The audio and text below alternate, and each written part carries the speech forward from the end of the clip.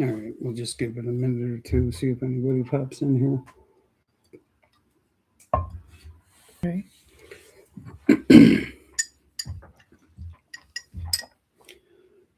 Well, all right, folks, welcome to another episode of the Abundant Will podcast. Um, this will probably just be maybe a quick episode, but I just kind of wanted to check in with Jill. Um, her surgery is January 30th. Mine is in 2 days in a wake up. And the last time that we did the podcast like this, where I was interviewing Jill, we didn't even know that she was the donor. Everything was still up in the air. I'm pretty sure it was still between like Pat and Jill and possibly even my parents at that point, because I think that was like 10 or 12 episodes ago or whatever. But either way, I kind of wanted to just check in with Jill and kind of see where she's at and even where I'm at right now, because the other day we went to the pre-op thing, and it's basically like one more appointment before surgery, and they basically do like an EKG, chest X-ray, and some blood work just to make sure everything's all good. And when we were there, um, there was a couple people who were receiving kidneys, and I think there was one person there who was donating, and they were just asking a bunch of questions and things like that. But what I noticed is that everybody had it was just couples. It was couples, Yeah. couples, couples. Everybody had a significant other with them. So I thought it was important just to kind of get the perspective of the person who's receiving the organ and the person who's donating. So yeah, that's why we're here. We just want to give out any kind of information or help or anything like that. If you know anybody who's going through anything like this, tell them to make a comment or something in the chat. But yeah, so my surgery is in 2 days in a wake up. I will go and have my third organ transplant. I mean, dude, it's insane to me. It's crazy. I can't even believe it.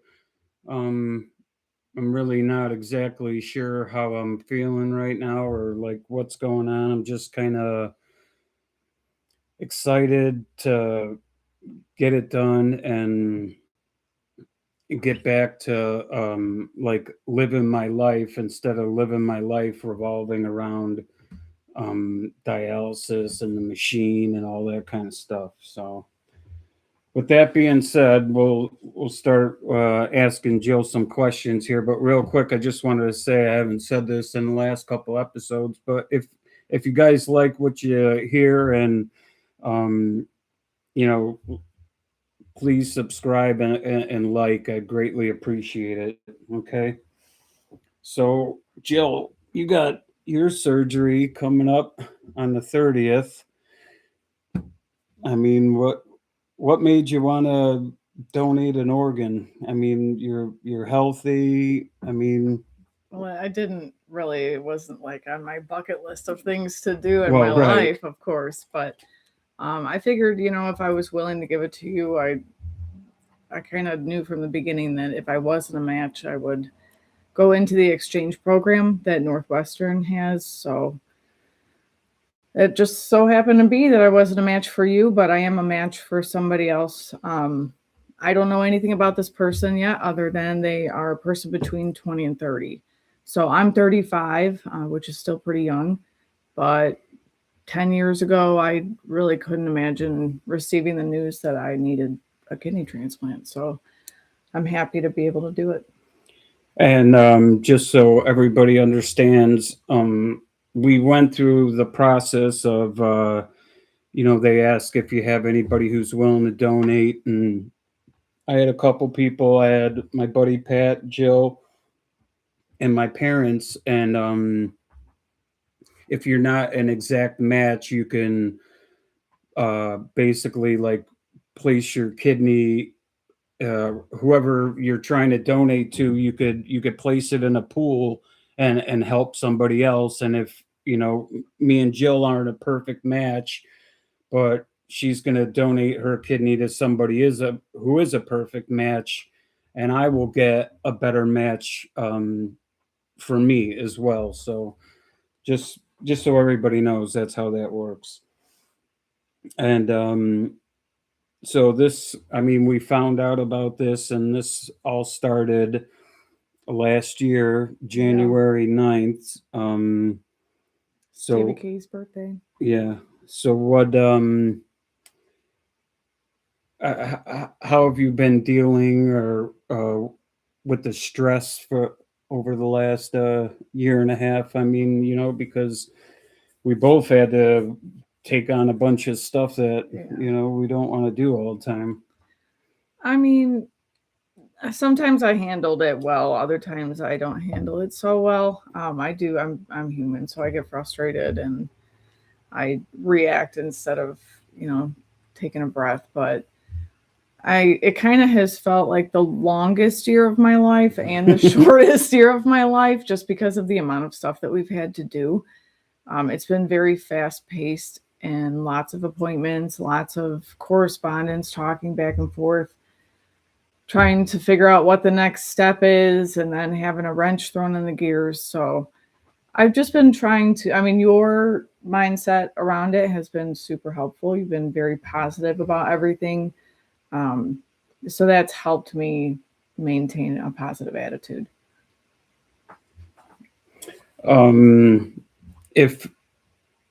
Are you nervous or worried about anything when it comes to the surgery date?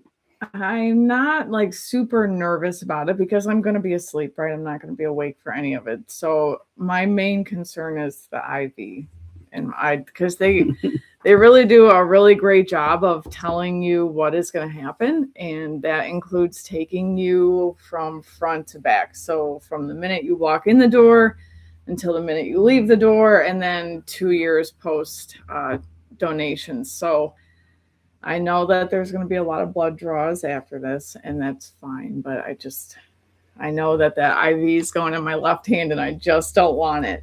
So that's really the part that I'm most concerned about, is that. Just the IV? Yeah, I really don't think. I'm certain that it's going to be painful to recover with all of the incisions, because there will be 3, but 2 of them are just like the size of your fingernail, the doctor said. But then the one that they have to actually pull the kidney out from is about 4 to 6 inches. So I'm sure, especially depending on where they put the incision, I kind of thought it was going to be like here on the side, but it's going to be more like in the front somewhere. So I'm sure that will be a painful recovery. But as far as everything's concerned, I'm just most concerned about that IV. Are you nervous or concerned at all about my surgery on the 15th or anything? Or no, I'm anxious about it all. Like, I'm just anxious to get it done and to have it be done, just so that we can, because this has been the next step for so long. It was like, okay, see the doctor, go on dialysis, establish that, get your meds right, go get determine eligibility for the donor list. And so each one of these steps came these milestone steps came pretty quickly. But this one's kind of been like lingering there for a long time, it feels like. So I'm not really nervous about it. The doctors at Northwestern are the best that we can get, honestly. So I'm not really nervous. The doctor that's doing your surgery is the same one who's already been in there to see what's going on, because he put your PD catheter in, and he did your hernia surgery. So I'm comfortable knowing that, and I'm comfortable knowing that they've all worked as a team very closely up until now. So they're all truly looking out for your best interests, and they've got the best. What do they call them? Statistics. What? But it was something Yeah, else. it's like a performance Yeah, rating or something like that. But and yeah, like the theirs standard is is here, and all of theirs is just top notch. So right. I'm not nervous about it. I think I'm just anxious about the whole thing. Just getting to that next step. Well, I mean, I did talk to my liver doctor today, and he told me that all my numbers look pretty good. Which that was a relief because before, when this all started, they were thinking that they might have to do a liver and a kidney Yeah. transplant again. And I mean, if they had to do that, man, I don't know. I don't know if I could. That's a lot. You would do it though. That's a lot. That's a lot. It Um, is. but but yeah. So the doctor called today and said that everything was all good and happy about where I'm at with my numbers and stuff like that. And obviously, he said he'll see me in the hospital and this, that, and the next thing. But yeah, we're getting close. I just kind of wanted to see where Jill was at with what she's thinking and what because the whole point of this is I know that there are couples that are going through this and I don't if you need a liver or a kidney or if you need a pancreas or cancer or any kind of anytime you're dealing with any medical stuff, dude, you have to have a good support system. And if I didn't have like Jill or Pat or like my parents or just people to reach out to and say when you're not having a good day, man, or because I'll tell you when you're dealing with medical stuff like this and it's constant with if it's something big like a transplant or cancer, it's constant with the doctors on the phone and you're constantly going and getting your blood work done and it's constant this. It's just up and down and up and down.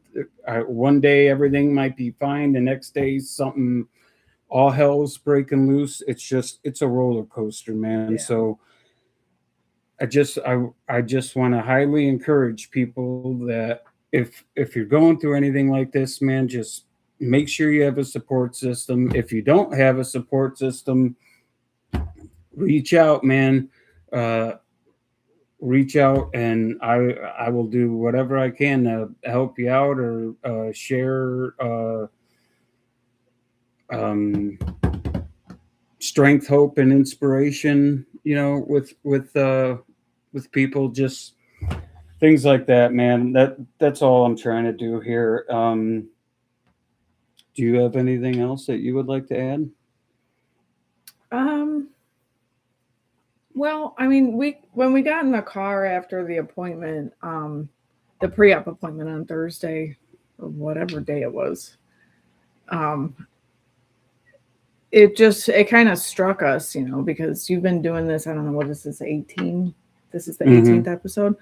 So for a long time now, it feels like anyway, you've been doing this and you've been reaching out to people, and we've had some people come out of the woodwork and reach out and say like, hey, I think it's really cool what you're doing, just putting yourself out there. And I do think it's very cool, but I also just, it was kind of eye-opening when we were sitting in that room and there were other people there and you could just tell that they were very nervous and just nobody really knows what that next step is going to bring. And we've been going through it probably just as long as they've been going through it, so to see everybody there nervous and just not sure if they should ask questions because there are other people in the room. It was like, yeah, you could feel the energy in the room. It just was. It wasn't like bad, but it was just kind of nervous. Yeah, like you couldn't. It was almost like you couldn't exhale all the way. Like you could breathe in, but you just couldn't get it all out. Right.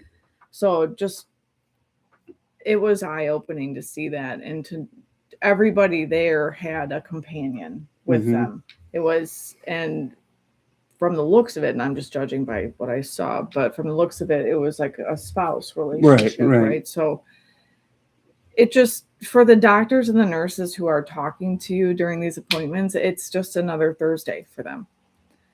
This is what they do all the time, every day, day in and out. This is what they've dedicated their lives to, their medical practices to. So yeah, they're giving you're getting some of the worst news of your life, and they're just like, all right, so I'll see you back here next week. All right, cool. Yeah, so that part of it at first is like a little off-putting, but then going through all of it and knowing the doctors along the way have your best interests in mind, and they truly want what's best for you and the best care for you. But then seeing that from other people too, and knowing that other people are going through it just the same, and just kind of having like being able to feel like you can breathe out finally. That's the final next part of this, is just everybody can collectively exhale, and then we can move on to the next step, which is recovery and doctor's appointments, tons of blood work for you. I do not envy you, but just, it's going to be a lot. I mean, as much as it's been in the last year, the next year is going to be a lot too. So, and that's like I keep saying, I mean, that's the point of the podcast, man. It's like, I know that we're all going through our own stuff, and some of the stuff is a lot major and some of it's little, but maybe in your eyes it could be the biggest thing in the world. I don't know. It's whatever it is in your life that's affecting you, but I'm trying to show you the principles and teach you how you could still walk, live, and be in abundance every single day, no matter what you're going through. Because I mean, man, what was that? I heard a good quote the other day. It was something about, I can't remember it now, but it was a good one. It was. Oh yeah, I'll never forget. Wait, what was it? Oh my goodness. Yeah, I hate to say like, oh, I'm glad to know somebody else is going through it, but at the same time, it's comforting to know that the same way that the doctors are so comfortable with it, and at the same time, we are just freaking out. It was nice to see that other people were just as nervous or anxious or whatever it is that we're feeling, that feeling of unknown. I was trying to make it a little lighthearted, because one of the people in there, there was one question the whole time, and the question was, where's the scar gonna be, or what's it gonna look like? And I turned to Jill and I go, I could turn around and show him if he wants, because I already have it. But so just, I mean, it's life, man. It's hard, and we all need each other to get through it. So 2 days and a wake up, I'll have my surgery. I will do one more episode before my surgery, and then I'll probably just like jump in on a short or something right before they take me in to cut me open and give me a new kidney. Yeah.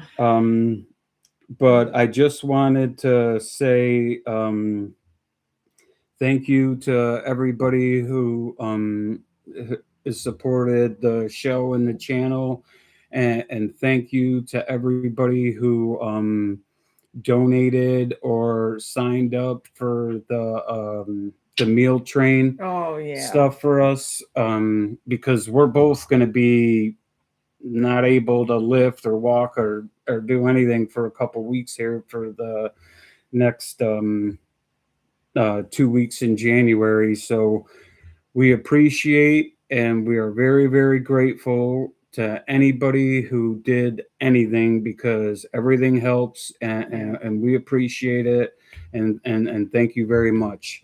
Yeah. And Thank you. just remember, your inner world creates your outer world.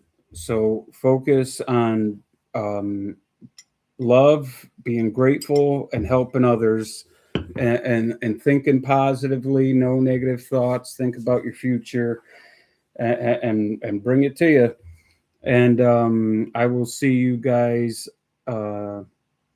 before Thursday. All right, and I'll do one more episode before I go under the knife.